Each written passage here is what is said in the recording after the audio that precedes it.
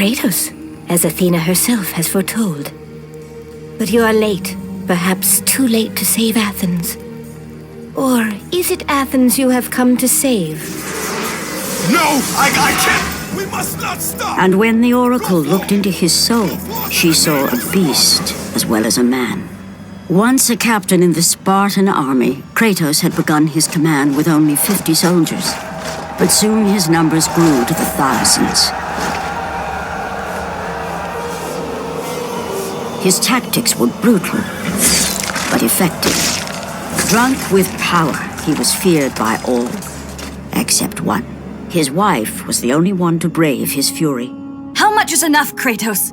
When will it end? When the glory of Sparta is known throughout the world. The glory of Sparta. You did this for yourself. His desire for conquest knew no bounds, but that which he desired would ultimately consume him.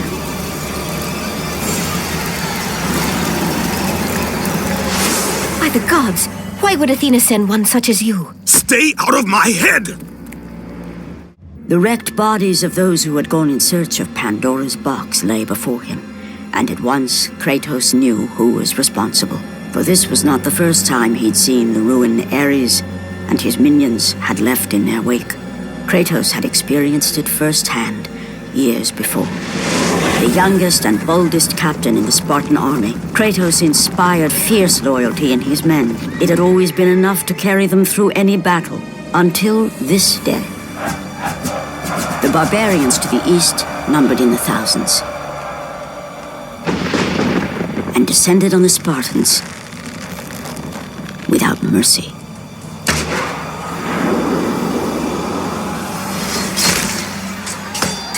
The battle lasted near hours.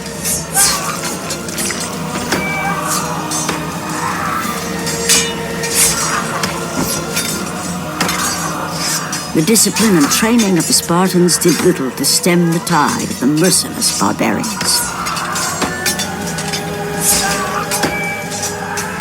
The soldiers faced a massacre, while their young captain faced the end of his brilliant career and his life. But to Kratos, victory was worth any price, even his soul. Ares! Destroy my enemies, and my life is yours!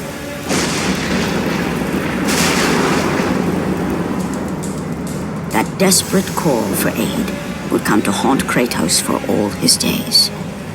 By the gods, what have I become?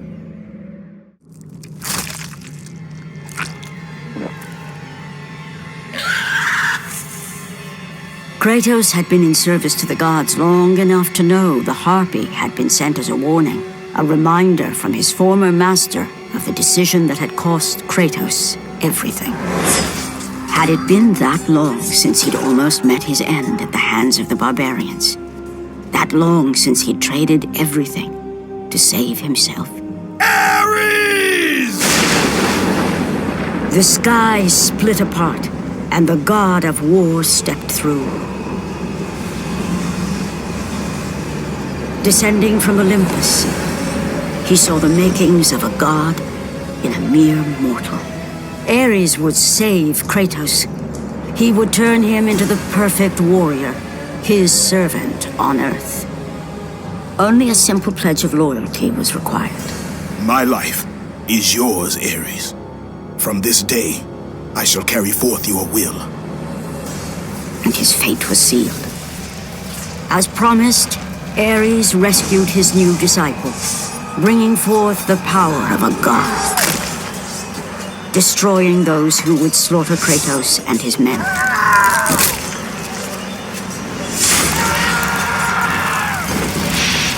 As for Kratos, no mere sword and shield would befit the newest servant of the god of war.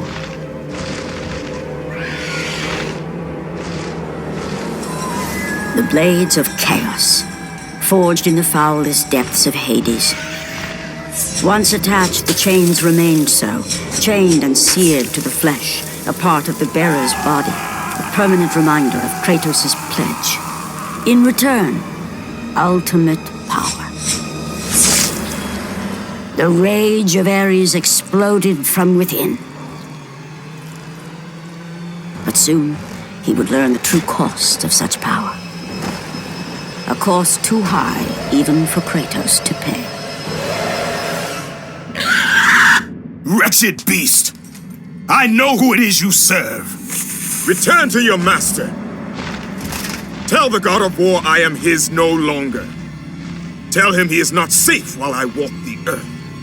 I will find Pandora's box. And I will use it to see him tremble and fall before me. The path before Kratos was clear, but still, the memories came rushing back, as familiar and permanent as the blades chained to his wrists. Memories of what he'd done in the name of Ares. Memories of how he'd become a servant to the god of war. A beast, his humanity robbed and replaced only with the will to murder. No one was safe. Entire armies fell before Kratos and the soldiers who followed him on his unending path of conquest, all in the name of his master. Those who offered resistance of any kind were dealt with quickly. They've built this temple to offer prayers to Athena! This entire village stands as an affront to Lord Ares! Burn this village! Burn it to the ground! Emboldened by the god of war, Kratos' army was ruthless, feared throughout the world for their brutality. All that mattered was conquest in the name of Kratos, their great leader, who had become near invincible.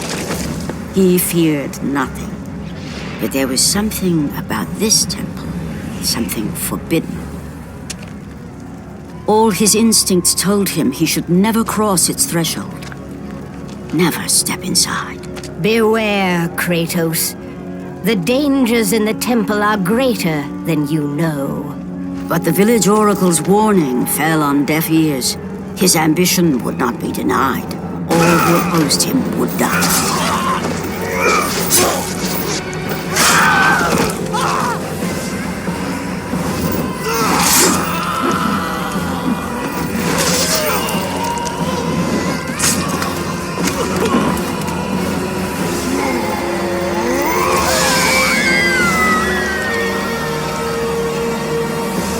In that instant, the glory he had reveled in turned to horror.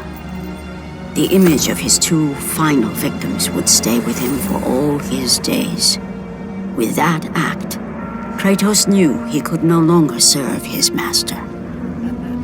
He had but one calling now, the death of Ares. He would murder the god of war. Ares, you will die for what you did that night.